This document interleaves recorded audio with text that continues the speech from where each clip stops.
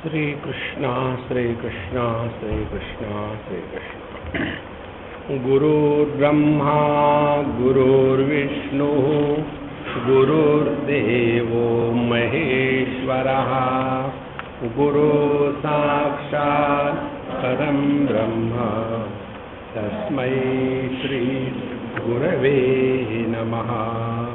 तस्मै श्री जागृत स्वप्न सुषुप्त भेदे तुर्या भोग संभवः।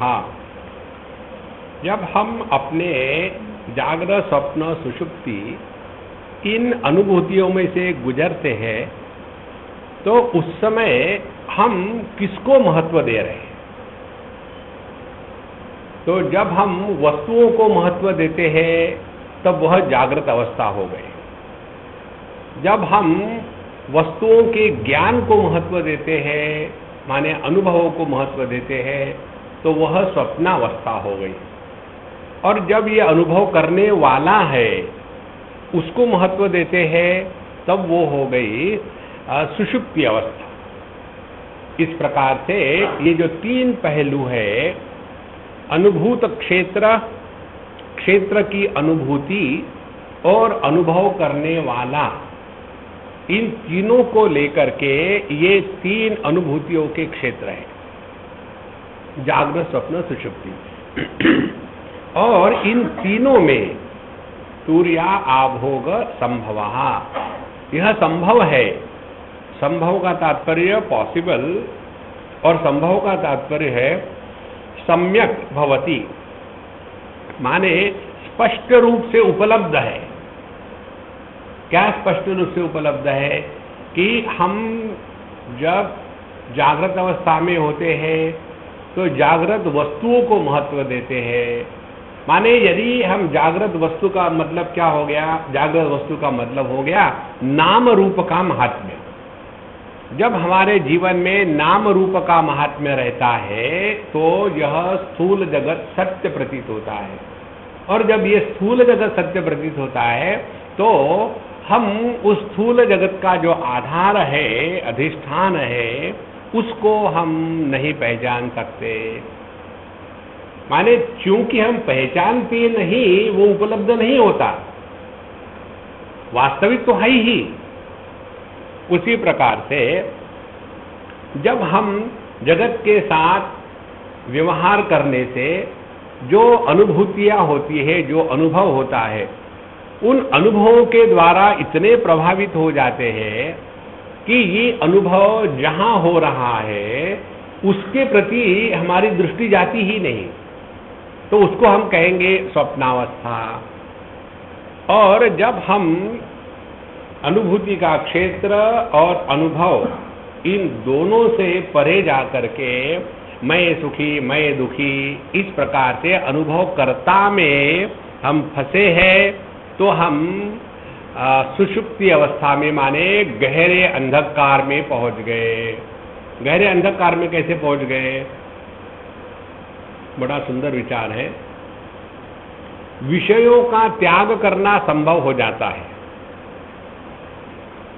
एक आध बार जो अच्छे बुरे अनुभव है उनको भूलना भी संभव हो जाता है, लेकिन मैं सुखी मैं दुखी इसको त्यागना बड़ा कठिन है। और यही है सुषुप्ति अवस्था।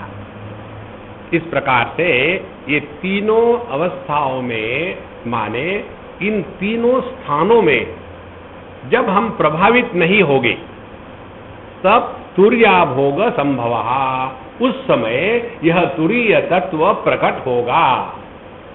देखो माने कैसा हुआ? नाम रूप का महात्म्य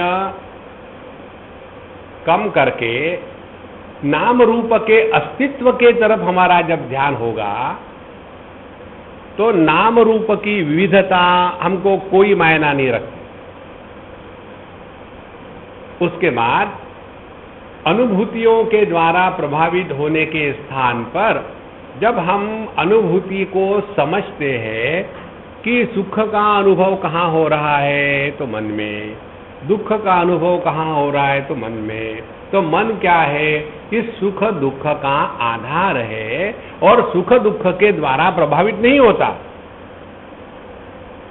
और उसके पश्चात जब हम तीसरी स्थिति पर आ जाते हैं, जागृत स्वप्न सुषुप्ति में, यह जागृत पुरुष, स्वप्न पुरुष और सुषुप्त पुरुष, तब इनका हम विश्लेषण करते हैं, तब पता चलता है कि यह जागृत पुरुष का जन्म होता है जहां स्थूल देह के साथ तादात्म्य हुआ, स्वप्न पुरुष का जन्म हुआ जहां मन के विकारों के साथ तादात्म्य हुआ, और सुषुप्त पुरुष का जन्म हुआ जहां अभाव के साथ तादात्म्य हुआ।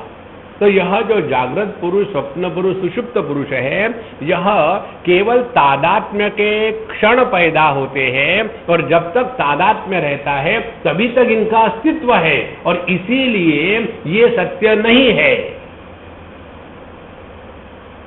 इस प्रकार से जब हमारा ज्ञान स्पष्ट होगा, तब जाकर के जागृत स्वप्न सुषुप्त भेदे, हालांकि जागृत स्वप्न सुषुप्ति ये भिन्न भिन्न अनुभूतियां हैं, लेकिन फिर भी इन सब में हम उस तत्व को पहचान सकते हैं।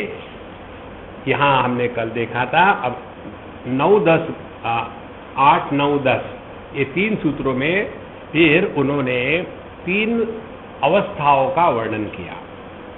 ज्ञानम जाग्रत, स्वप्नो विकल्पाः, अविवेको माया सौषुप्तम। जो साधारण लोग हैं, माने हम लोग, जो योगी है, माने जिन्होंने प्रकृति को अपने वश में कर लिया है, और जो ज्ञानी है, माने जो प्रकृति को पार करके अपने स्वरूप में निष्ठावान है, ये 3 लोगों के लिए इन 3 अवस्थाओं का, जागृत स्वप्न सुषुप्ति का अर्थ भिन्न भिन्न होता है। देखो, एक स्त्री है, उस स्त्री का अर्थ पति के लिए अन्य होगा, और पिता के लिए अन्य होगा, और पुत्र के लिए अन्य होगा। वो स्त्री तो वही है।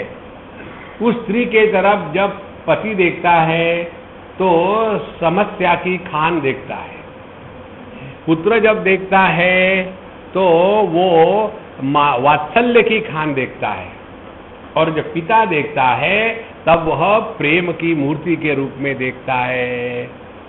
देखो, इसी प्रकार से अपने जीवन के जो अनुभव है, इन अनुभूतियों को अज्ञानी कैसा देखता है, योगी कैसे देखता है, और ज्ञानी कैसा देखता है, ये 3 बातें जब अस्पष्ट हो जाएगी, हमारे यूपी में कोई स्पष्ट नहीं होता, सब अस्पष्ट होता है, तब यह साधना सहज स्वाभाविक बन जाती है। तो चतुर्विधम पिंडस्य अबुद्धम बुद्धम एवच प्रबुद्धम सुप्रबुद्धम च पदस्थम तक चतुर्विधम। तो जो पिंडस्थ है उनके लिए जागृत के 4 भेद है, जागृत जागृत, जागृत स्वप्न, जागृत सुषुप्ति और जागृत प्रबुद्ध माने तुरीय, चतुर्थ स्थिति। इसलिए जो साधारण व्यक्ति के लिए जागृत अवस्था है वो हम सबको पता है, योगी के लिए जागृत अवस्था है उसको पिंडस्थ कहते हैं, और इस अनुभूति में जो ऑब्जेक्टिव वर्ल्ड है, जो जगत है, उसका महात्म्य होता है, और ज्ञानी के लिए सब कुछ उसी में है। सर्वभूतस्थमात्मानं सर्वभूतानि चात्मनि ईक्षते योग युक्तात्मा सर्वत्र समदर्शनः। तो ये 3 प्रकार की अनुभूतियां अज्ञानी, योगी और ज्ञानी के लिए होती है। उसके पश्चात जो दूसरी अवस्था है, स्वप्न की अवस्था, वहां भी हमको ये 4 बातें मिलती है। एक तो है स्वप्नावस्था में मन के विकार, विकल्प, यही मूल रहता है, और मन के विकल्पों में ही अनुभूतियां होती है। इसीलिए स्वप्नावस्था विषयों के प्राधान्यता से नहीं होती, बल्कि विषयों का जो प्रतिबिंब मन में पड़ा है और उसका जो ज्ञान हो रहा है, उसके कारण जो विकल्प संकल्प आ रहे हैं, उसको लेकर के स्वप्नावस्था होती है। और इस स्वप्नावस्था में भी वही चार बातें होंगी, जागृत, स्वप्न, स्वप्न जागृत, स्वप्न स्वप्न, स्वप्न सुषुप्ति और स्वप्न तुरिया। उसमें भी इसी प्रकार से जब हमने स्वप्नावस्था में वस्तुओं को स्पष्ट रूप से समझ करके सत्य समझा है, तो वो हो गए स्वप्न जागृत। और जब हमको सपने में कुछ अस्पष्टता अनुभव आता है, तो वो हो गया स्वप्न स्वप्न, उसको सुविक्षिप्त कहते हैं। उसके बाद जब हमारा इस सुषुप्ति, ये स्वप्नावस्था में जब हम एकदम इतने मग्न हो जाते हैं कि उसी को हम मानो सत्य है मानने लग जाते हैं अनुभूतियों में, तो वो हो गया जागृत, ये स्वप्न सुषुप्ति हो गया। और चौथा है स्वप्न तुरिया। उसमें साधक अपने स्वप्न को स्वप्न के रूप में पहचानते हुए स्वप्न का अनुभव कर रहा है। ये चार बातें हो गई योगी के लिए। तो ये हो गई पदस्थ। तो जागृत अवस्था पिंडस्थ होती है, और पिंडस्थ माने पिंड माना देह, देह को लेकर के। और यह जो स्वप्नावस्था होती है पदस्थ होती है। पदस्थ माने पद माने शब्द, शब्द होते हैं मन में, इसलिए यह मानसिक अवस्था है। उसके पश्चात ये जो दो हो गई, तो जो योगी है ये चारों स्थितियों को एक ही शब्द में कहता है पदस्थ। और जो ज्ञानी है, ज्ञानी इसको कहते हैं कि ये सभी की सभी चारों अवस्थाएं केवल एक ही स्थिति में है, जिसको कहते हैं व्याप्ति। व्याप्ति माने यह विस्तार केवल एक मन में ही कल्पना के रूप में प्रकट हुआ है। इस प्रकार से सामान्य व्यक्ति के लिए जो स्वप्न है वह योगी के लिए पदस्थ अनुभूति है, ज्ञानी के लिए व्याप्ति है। उसके बाद आ जाती है सुषुप्ति अवस्था। यह सुषुप्ति अवस्था में भी फिर चार बातें होगी। पहली है यह सुषुप्ति जागृत, उसको कहते हैं उदित। सुषुप्ति जागृत में क्या हो जाता है कि इसमें व्यक्ति अभाव को अनुभव करने लग जाता है, पहली स्थिति। और उसके पश्चात दूसरी जो स्थिति है सुषुप्ति स्वप्नावस्था, उसमें यह सुषुप्ति का अनुभव अब बहुत घनिष्ठ होने लग जाता है, इसके लिए इसको विपुला अवस्था कहते हैं। उसके पश्चात सुषुप्ति में एकदम सब शांत हो गया है, अब खर्राटे शुरू हो गए हैं, वह हो गई शांतावस्था। और जो सुषुप्ति तुरिया अवस्था है, उसमें जो साधक है वो अपने सुषुप्ति को भी प्रकाशित करके अपने शुद्ध चेतन सत्ता में ही स्थित रहता है। इस प्रकार से यह सुषुप्ति की भी चार अवस्थाएं है, ये रूपस्थ होती है योगी के लिए, और उसको कहते उदित, विपुला, शांता और सुप्रसन्ना।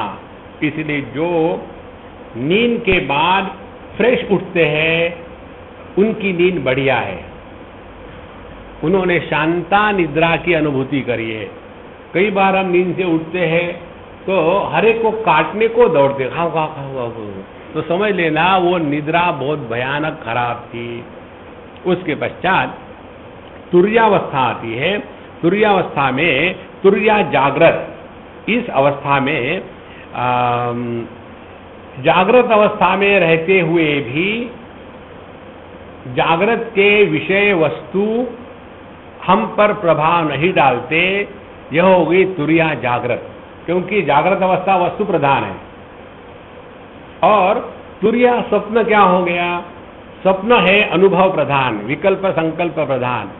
तो तुर्य स्वप्न ये हो गया कि कितने भी प्रकार के अच्छे बुरे विचार इत्यादि आते जाते रहे, अच्छे बुरे अनुभव होते रहे, लेकिन जो अपनी निष्ठा अपने स्वरूप में है, चेतन सत्ता में है, उसमें कोई खोट आती नहीं। तो ये होगी जागृत तुर्या स्वप्न, जागृत नहीं तुर्या स्वप्न।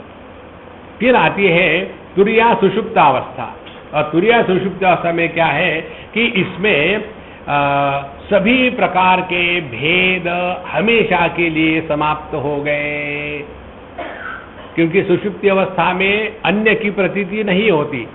तो यह जो अभेदावस्था है यह तुरीय सुषुप्ति हो गई। और उसके पश्चात चौथी आती है तुर्यातीत। तुर्यातीत का तात्पर्य है कि साधक अपने स्वरूप में निष्ठावान होकर के ये तीनों अवस्था में एकदम फ्रीली मूव कर रहा है। इस प्रकार से यह तुर्यातीत, यह अंतिम परम शिव की स्थिति है। तो साधारण व्यक्ति के लिए यह जागृत स्वप्न सुषुप्ति और तुर्यावस्था होते हुए भी उसको नहीं पहचानना, उनके लिए, अज्ञानी के लिए, साधारण व्यक्ति के लिए जागृत स्वप्न सुषुप्ति ही सत्य है और तुर्या का कहीं नामो निशान नहीं। उसके बाद जो योगी है उनके लिए यह तुर्या स्थिति कैसी है?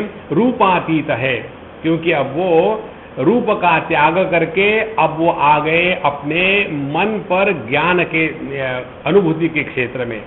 और जो ज्ञानी है उसके लिए कहते हैं प्रचय। प्रचय माने अब उसके लिए केवल परब्रह्म परमात्मा शुद्ध चेतन सत्ता मात्र है, बाकी कुछ भी नहीं। इस प्रकार से जब यह ज्ञानी अपने स्वरूप में निष्ठावान हो जाता है तो वही परमात्मा स्वरूप हो जाता है। यहाँ तक हमने कल देखा था शॉर्ट में। अब इसके पश्चात आगे आता है एवं लोक योग्य अनुसारेण व्याख्याते जागरितादि त्रये शक्ति चक्र संधानार विश्व संहारेण यस्य तुर्या आभोगमयत्वं भेद व्याप्यात्मकं स्फुरति सत्तद्धाराधिरोहेण तुर्यातीतं पूर्वोक्तं चैतन्यम आविशन। जब योगी इस प्रकार से अपने शुद्ध चेतन सत्ता में प्रविष्ट हो जाता है तो उसके जीवन में सभी प्रकार के भेद और भेद से उत्पन्न हुई जो परेशानी है वो समाप्त हो गई और उसकी सभी की सभी शक्तियां एक हो गई। ध्यान से सुनना, हम लोगों ने अपनी अनेक शक्तियों के बारे में देखा। 2-3 शक्तियां समझ दो, बाकी का विस्तार अपने आप हो जाता है। हमारी शक्ति है इच्छा शक्ति, दूसरी है ज्ञान शक्ति और तीसरी है क्रिया शक्ति। ये शक्तियां सब में सामान्य है। ज्ञान शक्ति के द्वारा हम जगत को पहचानते हैं, ज्ञान शक्ति के द्वारा जगत के प्रति संकल्प विकल्प करते हैं, क्रिया शक्ति के द्वारा अपने ज्ञान को परिपूर्ण के लिए कर्म में प्रवृत्त होते हैं और इच्छा शक्ति के द्वारा हम अपने आप को किसी कार्य में रख करके उसको प्राप्त करने के लिए प्रयत्न करते हैं। तो इच्छा शक्ति, क्रिया शक्ति और ज्ञान शक्ति। तो ज्ञान ने प्राप्त किया ज्ञान कि ये वस्तु अच्छी है, वो प्राप्त होने के पश्चात वहां इच्छा निर्माण हुई कि ये वस्तु चाहिए, उसके बाद कर्म में प्रवृत्ति। अब ये तीनों जो शक्तियां हैं, ये तीनों शक्तियां इकट्ठी संघटित केवल चेतन सत्ता में है। और इसीलिए जब ये तीनों शक्तियों का संहार हो जाता है, तीनों शक्तियों का संहार होना माने क्या? तीनों शक्तियों का संहार होना माने ज्ञान वस्तुओं का होने के बाद भी उसके प्रति कोई महात्म्य बुद्धि निर्माण न होना और इसके कारण उसके प्रति इच्छा का जन्म न होना। और जब इच्छा ही जन्म नहीं हुई तो कर्म अपने आप चला गया। इस प्रकार से ये तीन शक्तियों का संहार जब हो जाता है तब हम अपने चेतन सत्ता में आ गए। देखो, यही बात हमारे कठोपनिषद में कही गई है। यदा सर्वे प्रमुच्यन्ते कामा यस्य हृदि श्रिताः अथ मर्त्यः अमृतो भवति अत्र ब्रह्म समश्नुते।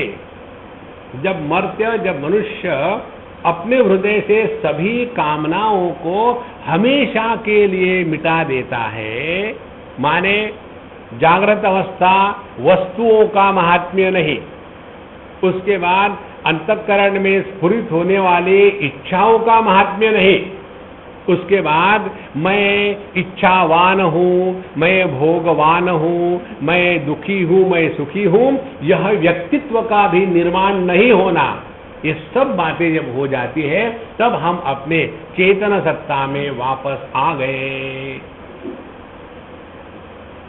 देखो संतो, इसीलिए यह जो सभी की सभी शक्तियां हैं, जब इनको संगठित करते माने हम अपने आप में पूरे वापस आ जाते हैं।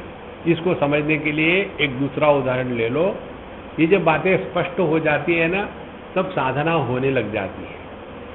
अभी हमने कहा लिया था बीदर में 6 दिन का शायद या 7 दिन का एक सत्र था, ध्यान 2 करो मत।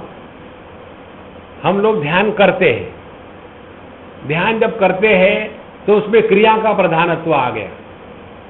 हम जब ध्यान करते हैं तो करने वाला कर्ता पैदा होता है, और जहां क्रिया और कर्ता का प्राधान्य होगा वहां हम प्रकृति के क्षेत्र में अपने आप को नष्ट कर देंगे। इसीलिए ध्यान करना नहीं है, ध्यान देना है।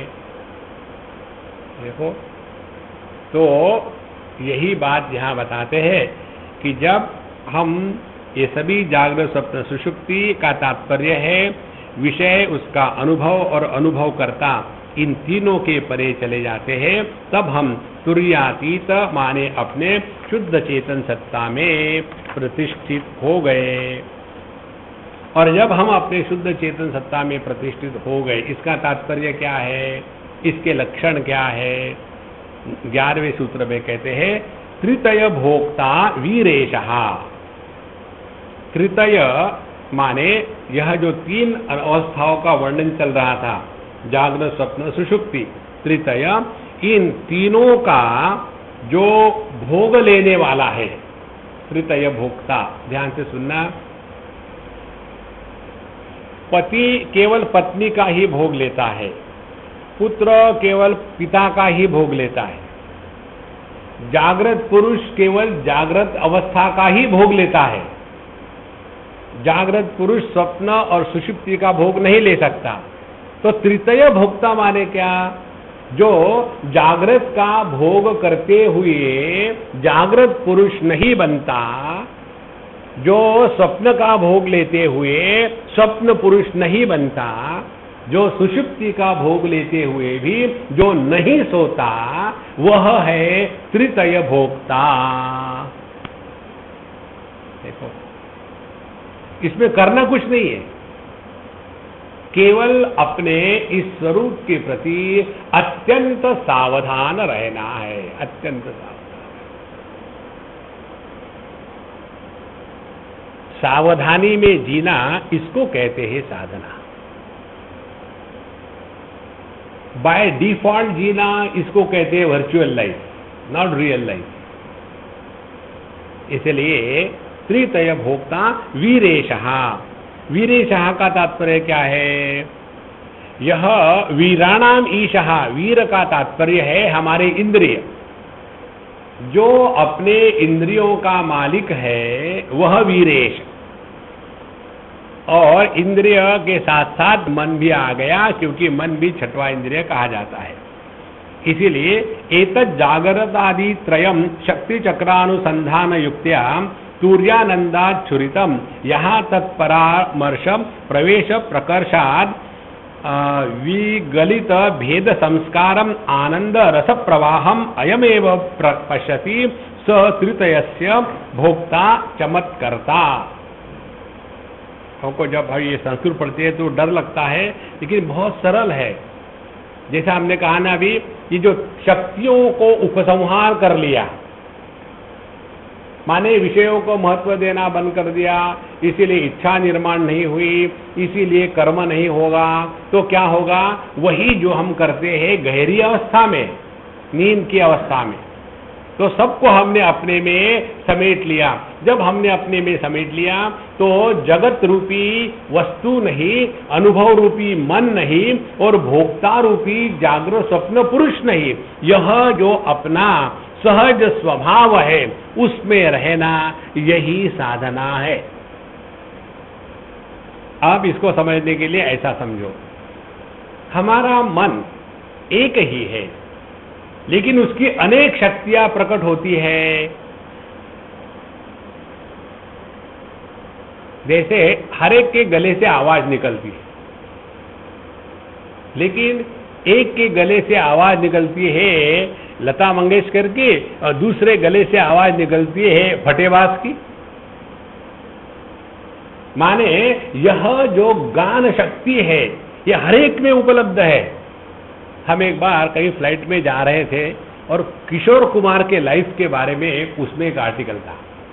तो किशोर कुमार हमको बहुत अच्छा लगता है, तो हमने पढ़ रहे थे उसका क्या आर्टिकल है उसके बारे में। तो उसने 3 शादियां करी थी, सबसे बढ़िया बात,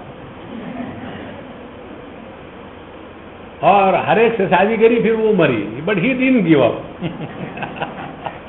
फिर दूसरे से शादी करी, तीसरी से शादी करी, और उसके बारे में बताते जब उसके पिताजी का देहांत हुआ, जब वो छोटे ही थे, तो वो इतना दुखी हो गया। वो बंगाली था ना, बंगाली लोग बहुत इमोशनल होते हैं, और इसी के कारण वो नानों का सानो कर दिया है। उनको समझ में नहीं आता कि किसमें गलती है किसमें ठीक है, केवल इमोशनल रहते हैं। They are not living in a real world. तो वो भी बंगाली होने के कारण बहुत रोया अपने पिता के मृत्यु में। वहां लिखते हैं 3 दिन तक वो रोता रहा, जोर जोर से गला फाड़ फाड़ के, और उसमें उसकी आवाज फट गई, और उसके बाद वो अत्यंत सुंदर गायक बना। माने हम भी वैसा करें ऐसी बात नहीं।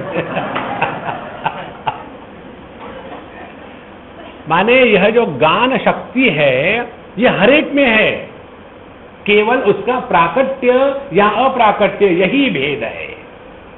तो जैसे एक ही मन आंखों से प्रकट हुआ तो दर्शन शक्ति प्रकट हो गई, वही मन कानों से प्रकट हुआ तो श्रवण शक्ति प्रकट हो गई। तो यदि हम मन के स्तर पर रहते हैं तो क्या होगा कि विषयों को ग्रहण करने वाली जो इंद्रिय है इसका प्रभाव हम पर नहीं होगा, और हम विषयों के गुलाम नहीं बनेंगे, क्योंकि हम इंद्रियों से हट करके मन में पहुंच चुके हैं।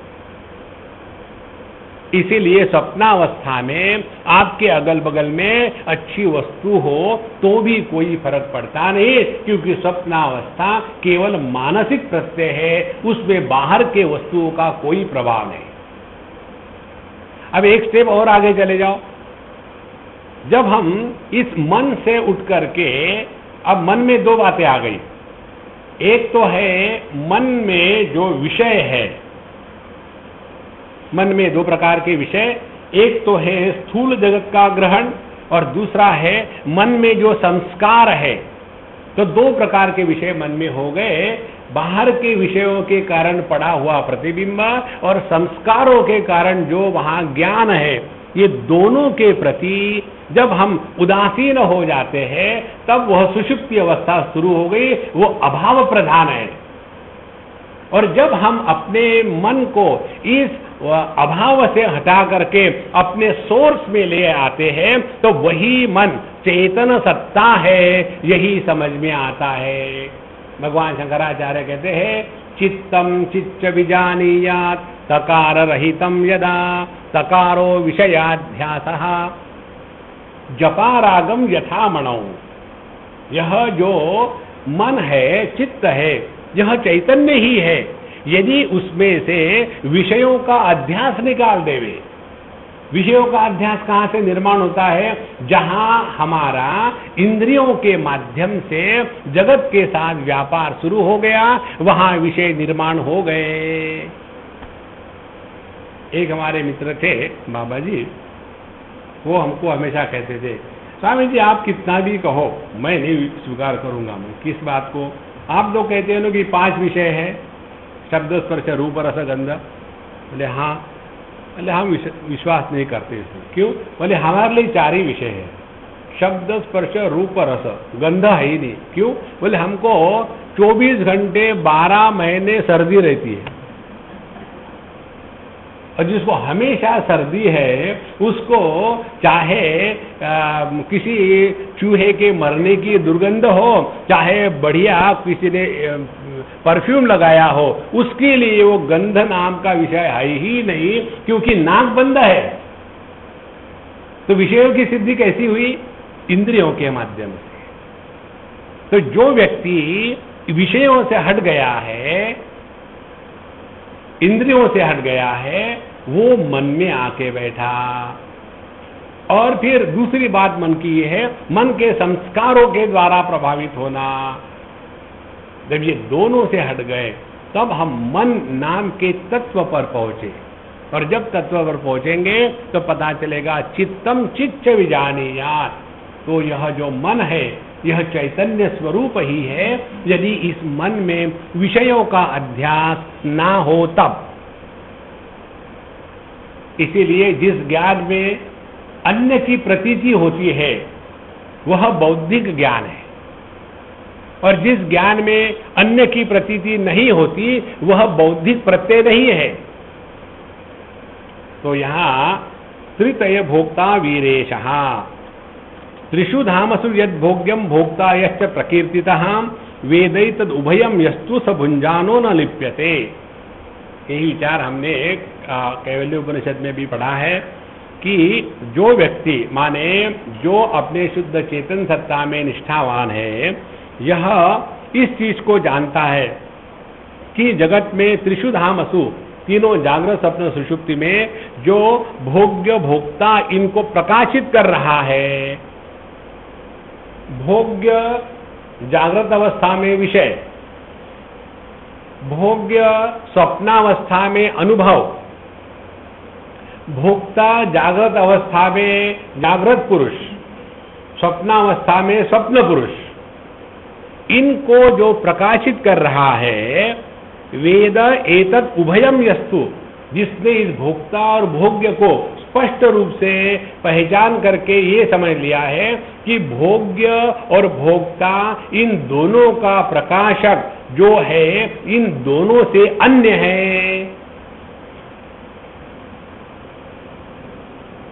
स भुंजानो न लिप्यते, उसके जीवन में भोग होते हुए भी भोक्ता का जन्म नहीं होता। देखो संतो, दो प्रकार के भोक्ता है। कठोपनिषद को या तो फिर मुंडकोपनिषद में कहो, द्वा सुपर्णा सयुजा सखाया समानम वृक्षम परिशश्व जाते तयोरन्यः पिप्पलम स्वादुमत्ति अनश्नन् अन्यः अभिचाकशीति। जब कोई भी अनुभूति हो रही हो तो एक अनुभव करने वाला उस अनुभवों से प्रभावित होकर के सुखी दुखी निर्माण होता है। दूसरा जो उन अनुभवों का प्रकाशक है लेकिन उनके द्वारा जो प्रभावित नहीं होता वह अपना असली स्वरूप है, उसको कहते हैं वीरेशः। वीरेशः माने जो किसी भी प्रकार के इंद्रियों के द्वारा और अनुभूतियों के द्वारा प्रभावित नहीं होता। वीर असली शौर्य यही है। देखो, वस्तुओं के भोग के लिए सामग्री उपलब्ध हो, भोग करने का सामर्थ्य हो, भोग करने का स्वातंत्र्य हो, और फिर भी जो इन तीनों के द्वारा प्रभावित न होते हुए अपने में निष्ठावान रहता है, उसको कहते हैं वीरेश। नहीं तो डायबिटीज हो गया इसीलिए मिठाई खाना छोड़ा, वो वीरेश नहीं है। इसलिए त्रितय भोक्ता वीरेशः।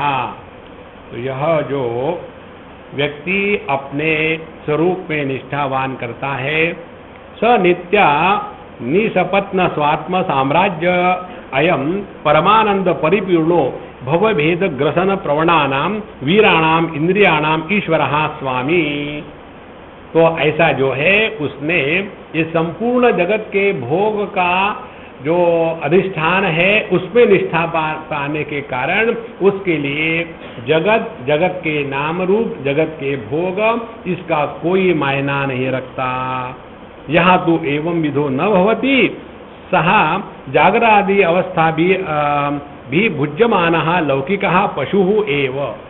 लेकिन जो जागृत अवस्था में होकर के जागृत पुरुष बनता है, स्वप्नावस्था में रह करके स्वप्न पुरुष बनता है और अपने जागृत पुरुष की ऑटोबायोग्राफी लिखता है, यहाँ कहते हैं पशुः एव, वह पशु है। पशु का तात्पर्य क्या है? पश्यति एव, न सोचती न थिंकती, ओनली पश्यति। देखो काठमांडू में जो शिवजी का मंदिर है उसका नाम है पशुपतिनाथ। पशु हो गया यह जीव, पति हो गया ईश्वर।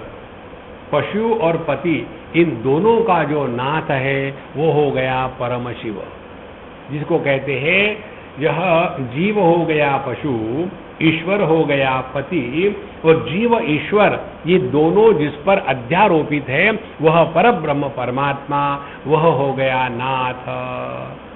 इस प्रकार से एक ही परब्रह्म परमात्मा नियंत्रक की उपाधि से ईश्वर बनता है और नियंत्रण जिसका हो रहा है उसकी उपाधि से उसी को जीव कहते हैं।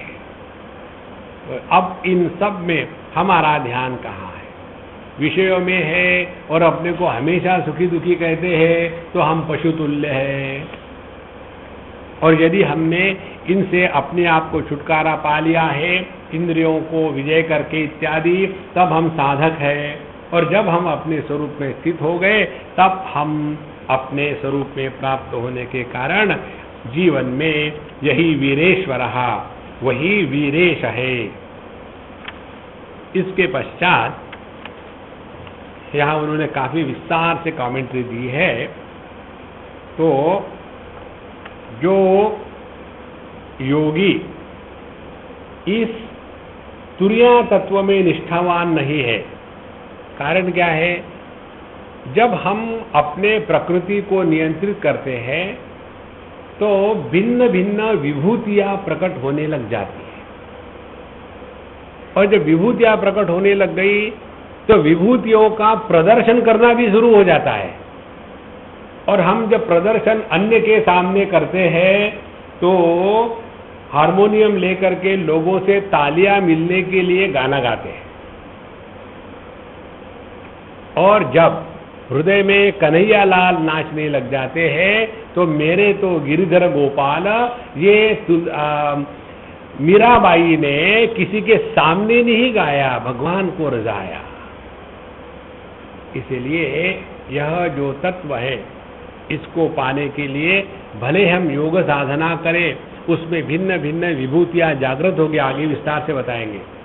तो विभूतियां जागृत होगी, लेकिन इस विभूतियों में यदि हम फंसना शुरू कर गए तो अपना सत्यानाश गारंटीड है। अच्छा, किम अस्य महायोगिना काश्चित तत्वाधिरोह प्रत्यासन्ना भूमिका संति। तो जो यह योगी है ये जब इस प्रकार से अपने स्वरूप के तरफ मार्ग आक्रमण कर रहा है तो उसके जीवन में कौन से स्टेशंस आते हैं, कैसे पता चले कि हम योग्य दिशा में जा रहे हैं? तो ये बताने के लिए बताते हैं 12वें सूत्र में, विस्मयो योग भूमिका। विस्मय माने ऐसी ऐसी अनुभूतियां जो ना कभी सुनी थी ना कभी जानी थी। देखो कई बार हो जाता है, एक आध बार व्यक्ति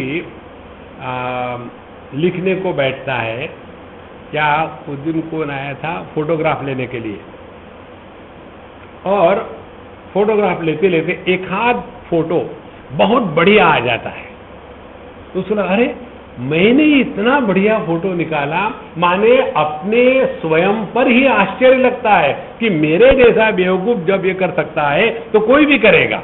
विस्मय भूमिका, तो अनेक आश्चर्यकारक अनुभूतियां प्रकट होने लग जाती है। विस्मयो योग भूमिका।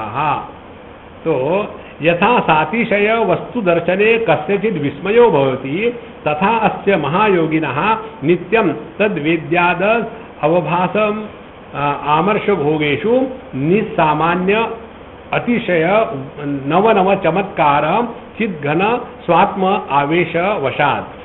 जैसे कोई सातिशय वस्तु दर्शने, जैसे कोई ऐसी वस्तु दिखे कि जिसका कोई कंपैरिजन ही नहीं है। एक आपको अनुभव आपका अपना बताते हैं। एक बार हम कहीं हवाई जहाज से जा रहे थे और हम हमेशा खिड़की के पास बैठते हैं। चाय पानी वाला आता है, मूंगफली वाला आता है, खरीदने के लिए आराम रहता है। तो हम वहाँ बैठे थे। तो बाहर में बढ़िया बादल थे, दिन का समय था और ऊपर से हम नीचे देख रहे थे बादल। हमको बादल को देखना बड़ा मजा आता है और हमेशा यही चलता है, देखो इतने सारे बादल हैं लेकिन आकाश को कुछ नहीं हो रहा। इसी प्रकार से कितने भी अच्छे बुरे अनुभव आ जाए, अपने इस चिदाकाश को कुछ भी फर्क नहीं पड़ता। तो हम जब देख रहे थे तो ऊपर से नीचे के बादलों की तरफ देख रहे थे, तो वहां एक जगह हमको एकदम राउंड रेनबो दिखा। रेनबो कभी राउंड नहीं होता, rainbow is always like this, क्योंकि हम जमीन से देख रहे हैं और जमीन से देखने के कारण हमको वर्तुलाकार नहीं दिखता। और जब हम ऊपर से देख रहे थे, सूर्य की किरणें ऊपर से पड़ रही है और बीच में कोई रुकावट नहीं, ऊपर से हम देख रहे थे, तो पूरा ऐसा सर्कुलर जब हमने रेनबो देखा ना, आहा कितना बढ़िया है। लेकिन बाय द टाइम हम सोचे कैमरा निकाले, सब गायब। तो वहां महा आश्चर्य। इसी प्रकार से यह कहते हैं योगिनः नित्यम तद तद वेद्यावभास सामर्श भोगेषु। तो भिन्न भिन्न प्रकार की अनुभूतियां आने के कारण आवेशवशाद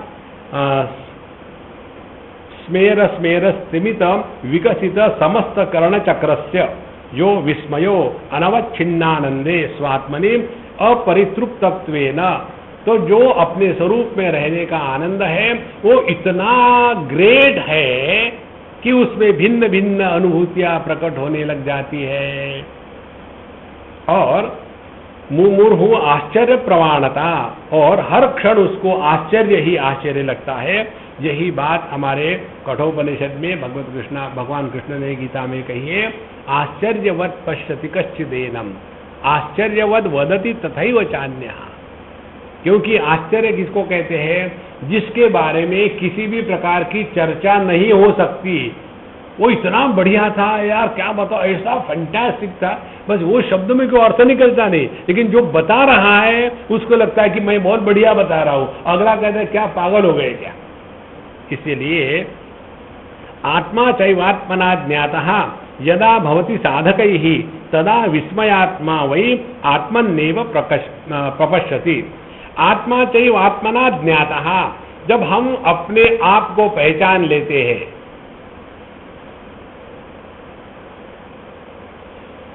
अपने आप को पहचान लेना माने क्या? आंखों ने आंखों को देखना। जब आंखें आंखों को देखना प्रारंभ करती है तो जगत गायब हो जाता है। आंखों में दृष्टि है लेकिन देखना नहीं हो रहा है, ये समझ में नहीं आ रहा है। अच्छा, दूसरा उदाहरण, कानों में श्रवण शक्ति है लेकिन सुन नहीं रहे।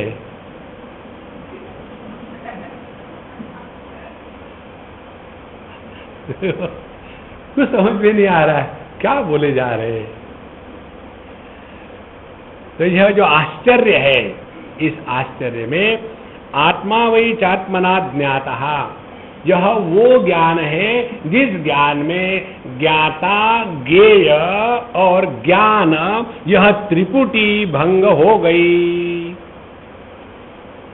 यह वो आनंद है। तो आत्मा चैव आत्मना ज्ञातः यदा भवति साधकैः तदा विस्मयम आत्मा वही। उस समय आत्मा क्या आश्चर्य है ये समझ में आता है। तो आत्मन्नेव प्रपश्यति। एक बार हम कहीं गए थे किसी के साथ और उन्होंने कहा कि स्वामी जी आप बंदूक कभी चलाए हैं क्या? हमने कहा कभी नहीं चलाए। बोले यहाँ ये बंदूक का है एक स्टॉल, इसमें आप ट्राई करो। हमने कहा हमने कभी हाथ पे लीजिए बंदूक, हमको क्या मालूम। बोले ट्राई तो करो। ठीक है बताओ कैसे करना है। उसने हम बताया इसको ऐसा पकड़ो, यहाँ जो पीछे की एक ऐसा यू है, सामने में एक ऐसी नोक है, इसको एक लाइन में लगाओ और बिना सांस किए सीधे लगाओ। तुम पर लगाओ? बोले मुझ पर नहीं, एक गुब्बारा उस पर लगाओ। और फिर उसके वो येलो गुब्बारा उस पर लगाओ। हमने उस पर लगाई और दबाया, फटाफट से उड़ गया। बोले देखो आपको तो आ गया। ये दूसरा वो भी हो गया, तीसरा वो भी हो गया। फिर बोले आपको आता है, आप सबको बेवकूफ़ बना रहे हो। नहीं मैंने कभी नहीं किया है। बोले अब ऐसा करो, उसने एक धागे को कुछ वस्तु बांध दी और बोले ये हिल रहा है जो धागा है ना, इसको आप लगाओ फिर हम आपको मानेंगे। हमने उसके लिए नियम कौन सा? तो नियम वही है। हाँ ठीक है। फिर हमने किया और लगाया और असल में वो टूट गया। मुझे 500 रुपये मिले।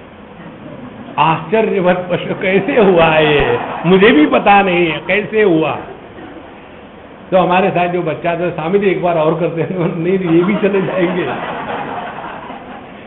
आश्चर्य में किसी भी प्रकार की कार्य कारण मीमांसा काम नहीं करती।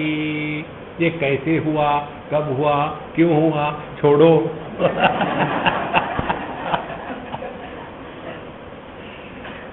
इसलिए तदा विस्मयमात्मा वही आत्मन्येव प्रपश्यति। इसीलिए जो अपने स्वरूप में निष्ठावान होते हैं ना, उनको किसी के सामने कुछ भी सिद्ध करने की आवश्यकता नहीं होती। कारण क्या? उनके अनुभूति में अन्य है ही नहीं।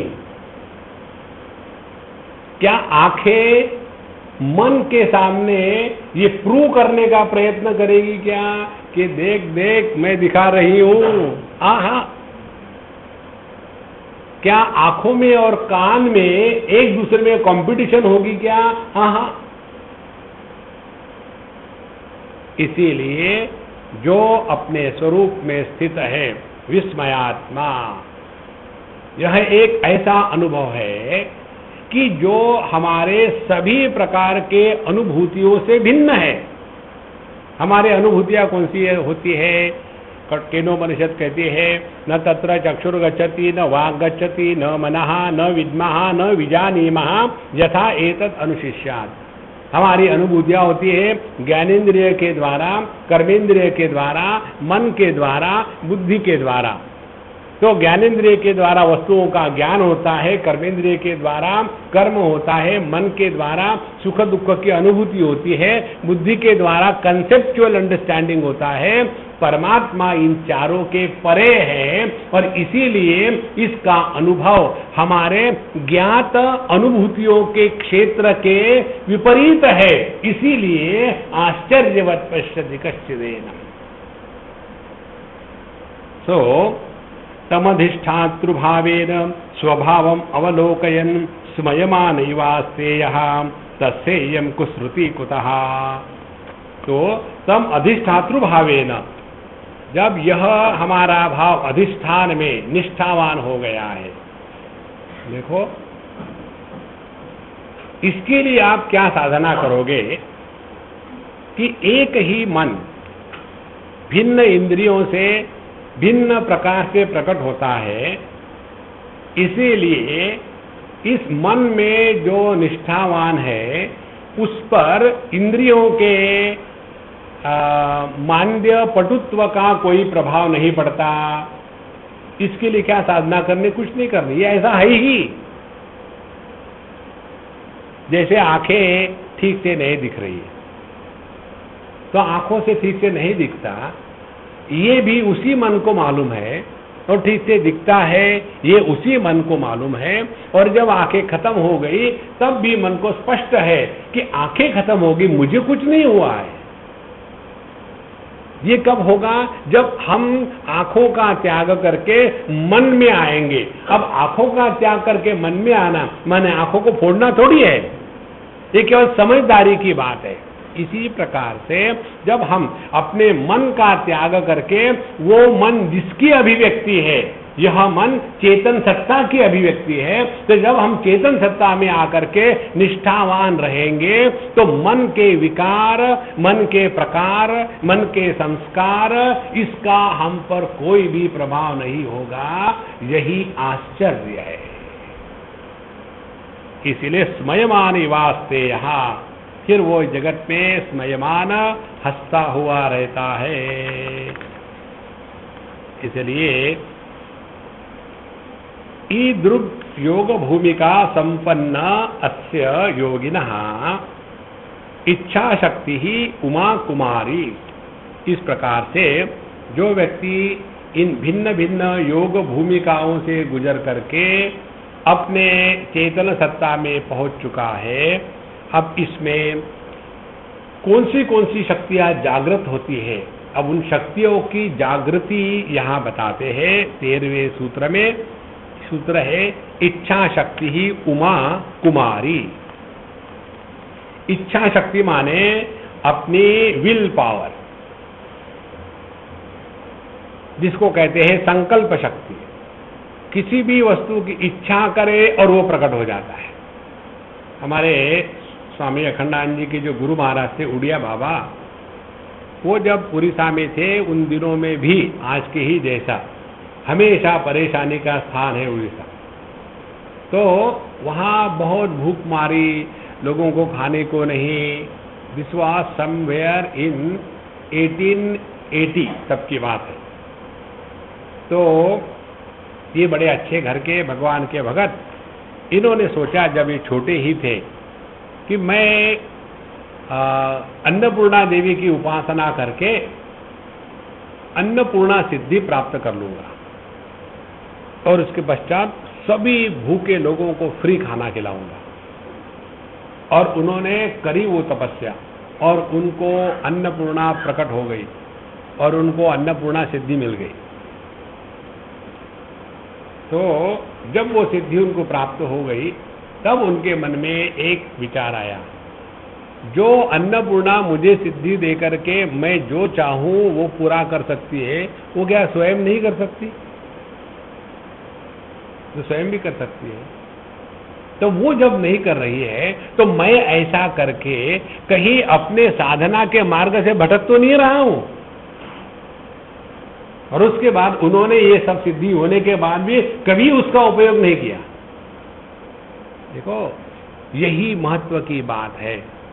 जहां हम अपने जीवन में थोड़ी चीजें इधर उधर के आ जाती है तो उसका उपयोग करना, लोगों का भला करना, इसी में आदमी का सत्यानाश हो जाता है। तो इच्छा शक्ति माने विल पावर। तो भले उन्होंने उस शक्ति को, अन्नपूर्णा सिद्धि को कभी उपयोग में नहीं लाया हो, लेकिन जहां भी वो जाते थे, कहीं भी कितने भी लोग उनके साथ हो जाए, अपने आप वहां कहीं ना कहीं से बढ़िया खाना, चावल, दाल, रोटी सब पहुंच जाता था। तो सभी उनके साथ हमेशा लोग रहते थे। इनके साथ जाओ कोई चक्कर ही नहीं, अपने आप खाना मिल जाता है। तो यह इच्छा शक्ति है, इसको कहते हैं इच्छा शक्ति। उमा का तात्पर्य क्या है? ओहो शिवस्य मां लक्ष्मी ही इव। जैसे नारायण की लक्ष्मी है, वैसे शिवजी की जो अचिंत्य शक्ति है उसको कहते हैं उमा। ये उमा की एक कथा आती है शिव पुराण में कि जब उमा जी ने, माने गौरी, हिमवान की कन्या, इसने जब सोचा कि मुझे शिवजी से ही विवाह करना है तो उसने तपस्या शुरू कर दी। और तपस्या शुरू करी। तपस्या में क्या करते हैं?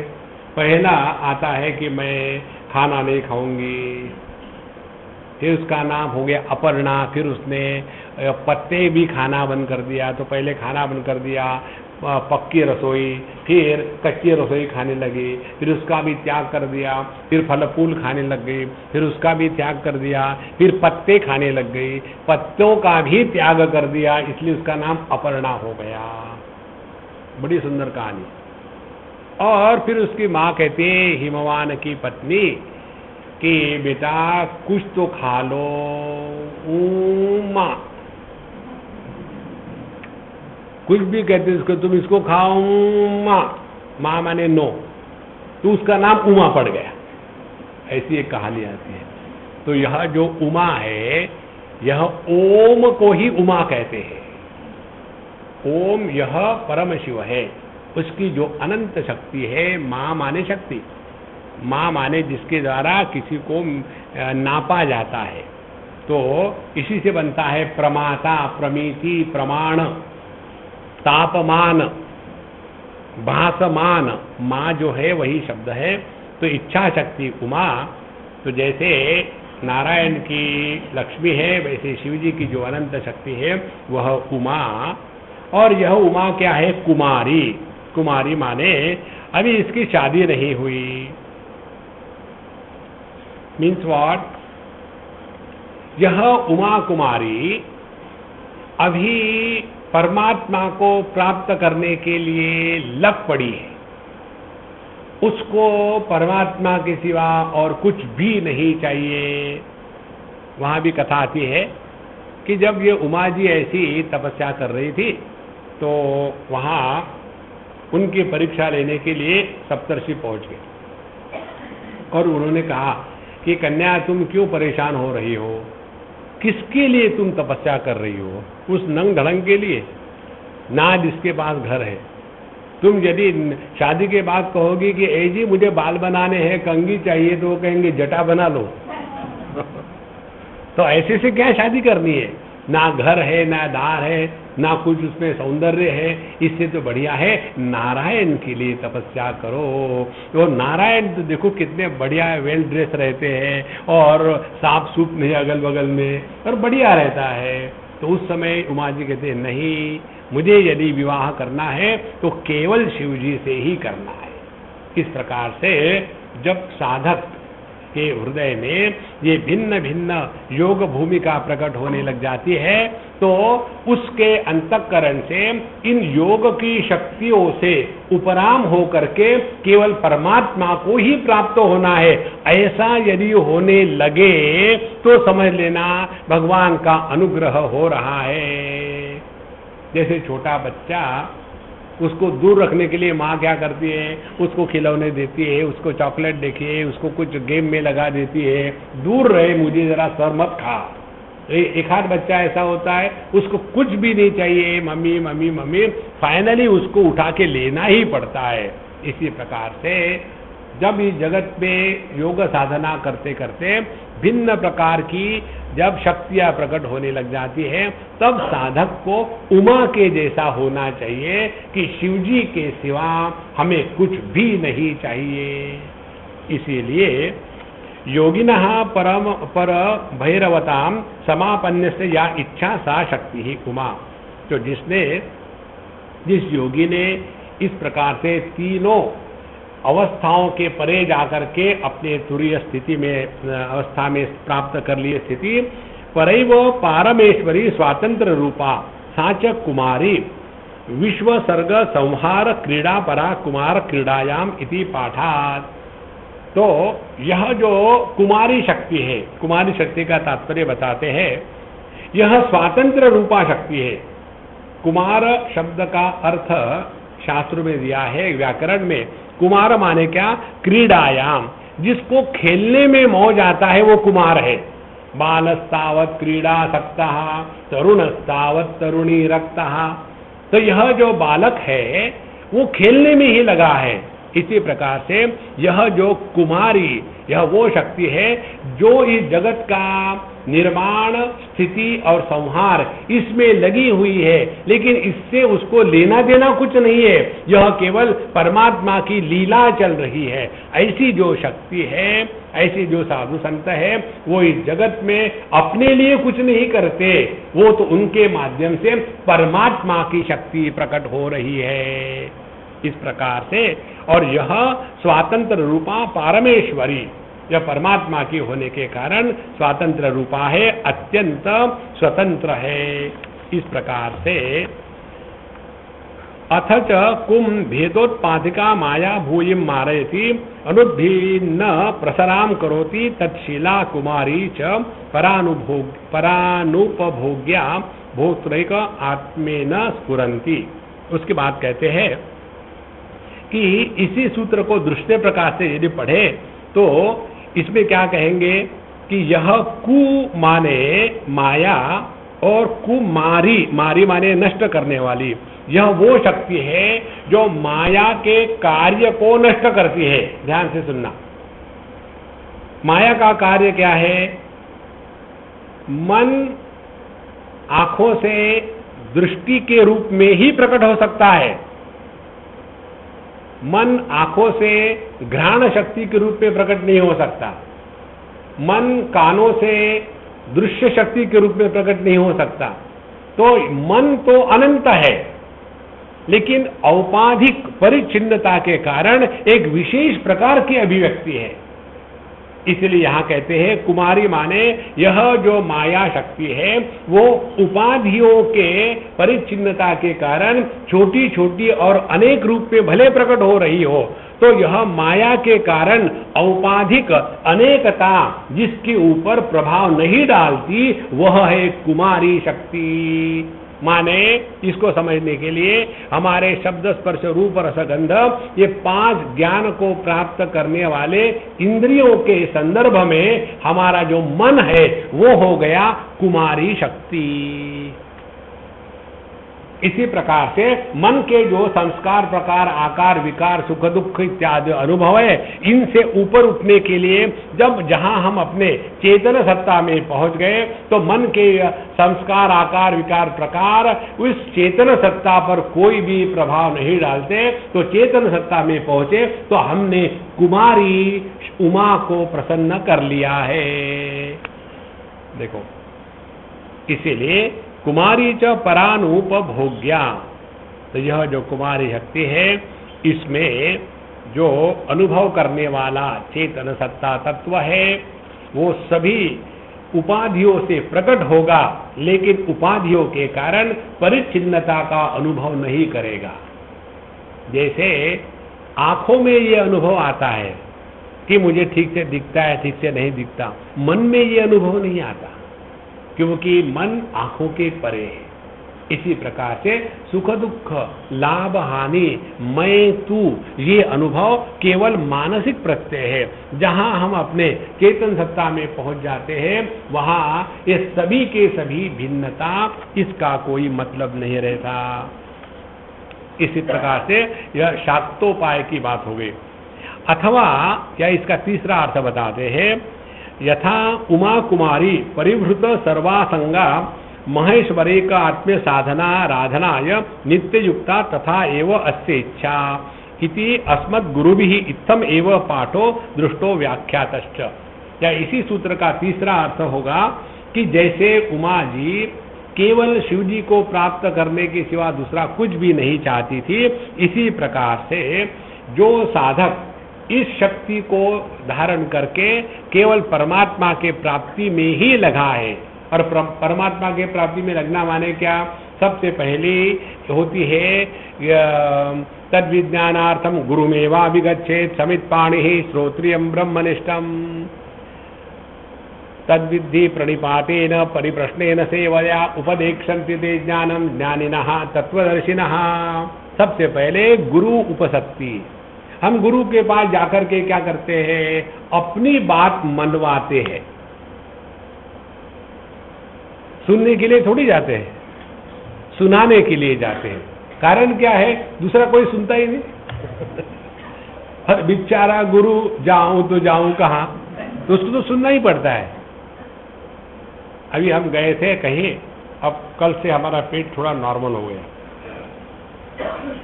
वहां गए थे तो स्वामी जी आप क्या खाएंगे? हमने कहा मुझे वो खिलाओगी तो मैं बताऊं।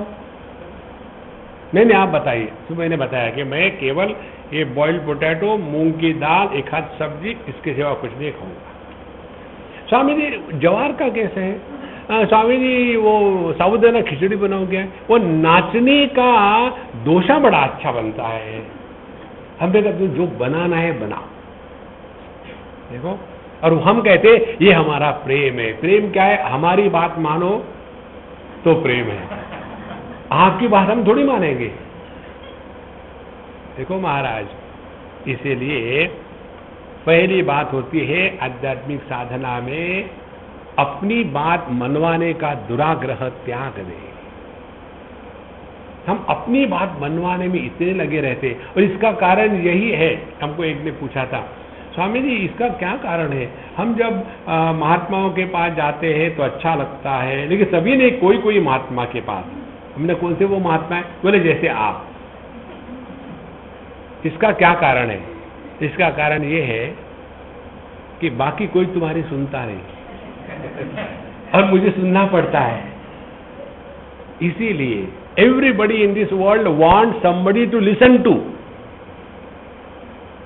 देखो अपने ये कौन से शाहजहां राजा जो हो गया, औरंगजेब ने जिसको डाला था कैद में, उसने अपने लड़के को क्या कहा कि देखो बेटा, मैं तुमसे कुछ नहीं मांगता, मांग भी नहीं सकता, एक काम करो मेरे लिए। कौन सा? यहां एक मदरसा खुलवा दो ताकि मैं लोगों बच्चों को कुरान पढ़ाऊंगा। जिसको किसी को उपदेश करने की, पढ़ाने की, बोलने की आदत है ना, उसको चुप बैठना असंभव है। और इसीलिए हमने कितनी जगह देखे जो टीचर रह चुके हैं बूढ़े होने के बाद, जैसे एक कहाँ की बात है, मेरे से जब भी वो अम्मा बात करती है तो मैं वैसे ही बात करता हूँ, Swami ji how are you? तो मैं कहता हूँ Amma ji I am okay. Swami ji why do you talk like that? Because I am in KG1। अब उसको ये समझ में नहीं आ रहा है कि वो मेरे से ऐसी बात कर रही है कि जैसे मॉन्टेसरी में किसी से बात हो रही है। तो गुरु के प्रति समर्पण माने अपनी नहीं मनवाना। जो व्यक्ति ये बात नहीं मानता, जैसे कई बार लोग आते हैं, अच्छा आप ऊपर बैठ लीजिए, नहीं नहीं नहीं स्वामी जी हम नीचे ठीक है, ऊपर बैठो जगह है, नहीं नहीं नहीं स्वामी जी नीचे ठीक है, अच्छा खड्डा करो जाओ, नहीं नहीं वो भी ठीक नहीं, ऊपर ही बैठेंगे। कहने का तात्पर्य क्या है? आप जो कहेंगे वो हम मानेंगे नहीं। अब यदि ये आपका सिद्धांत है तो आप ये क्या मानोगे? देखो तुम तो साक्षात ब्राह्मण हो। नहीं नहीं ब्राह्मण नहीं।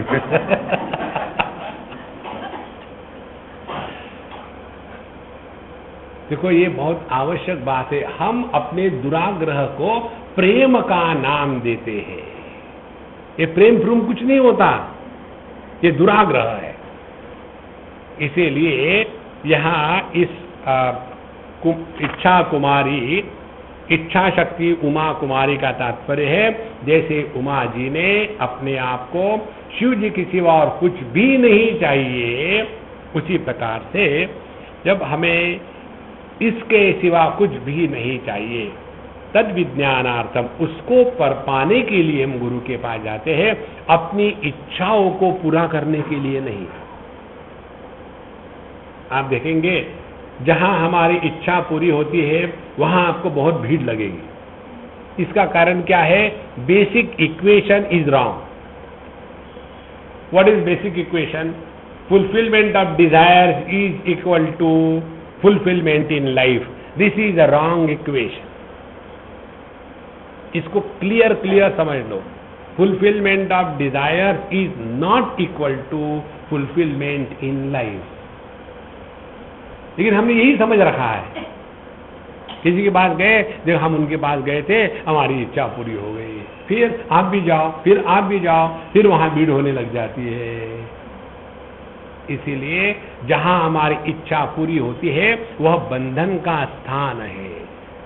साधु संत गुरु हमें अपने इच्छा से मोक्ष दिलाते हैं, इच्छाओं को पूरा नहीं करना है।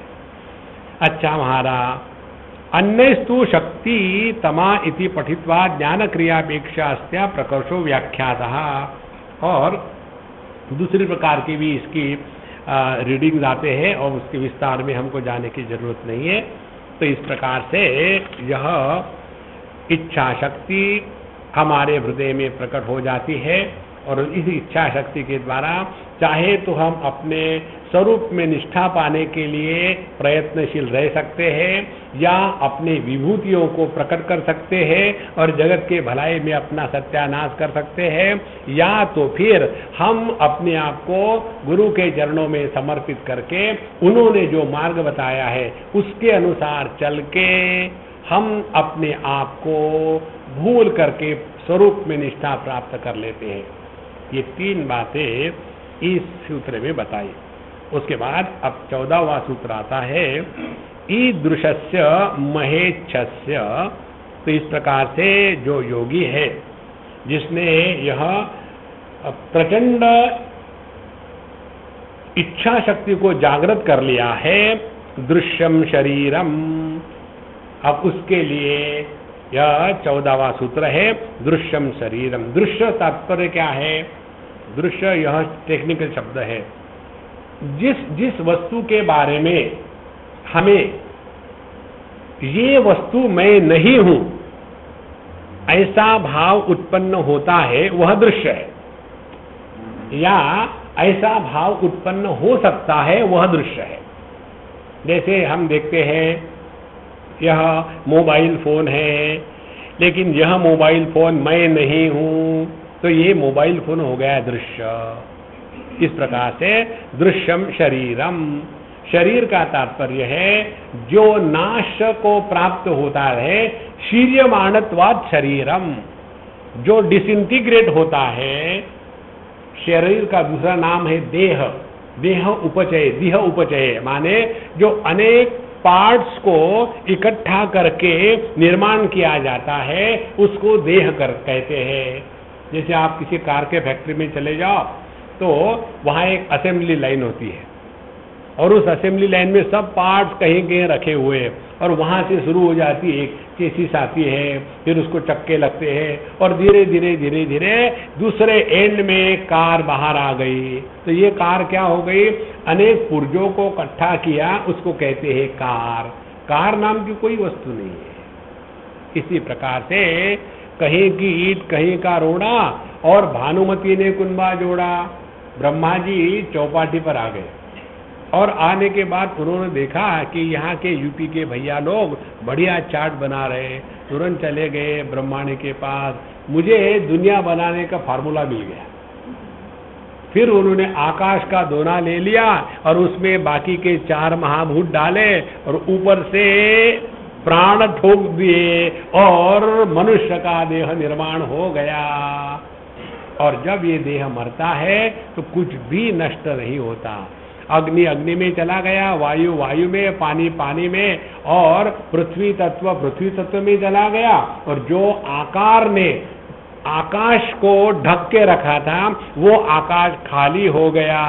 इस प्रकार से दृश्यम शरीरम माने यदृश्यम तज्जडम, यज्जडम तन्नश्वरम, यन्नश्वरम तद्दुःखम, यद्दुःखम तत्संसारम, ये संसार प्रारंभ हो गया। इसीलिए ईदृशस्य महेच्छस्य, अब जिसने ये महा इच्छा को प्राप्त कर लिया है उसके लिए स्वरूप की निष्ठा इतनी पक्की हो जाती है कि बाकी सब नश्वर के रूप में वह ग्रहण करता है। यद दृश्यम बाह्यम अभ्यंतरम वा, अब इसमें दृश्य शब्द की परिभाषा बताते हैं। दृश्य माने केवल बाहर का नहीं, अंदर का भी। देखो जैसे बाहर के रूप रंग हमको दिखते हैं, इसी प्रकार से सुख दुख बाहर थोड़ी होते, वो तो अंदर है।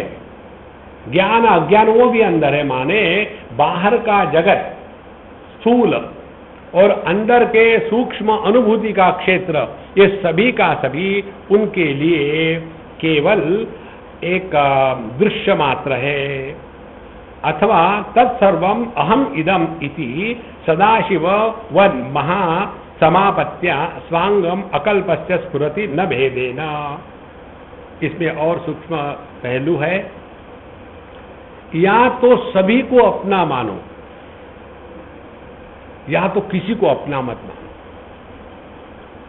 सभी को अपना मानना कठिन है, किसी को अपना मत मानो, बड़े सुखी रहोगे। लेकिन हम लोग एवरेज निकालेंगे।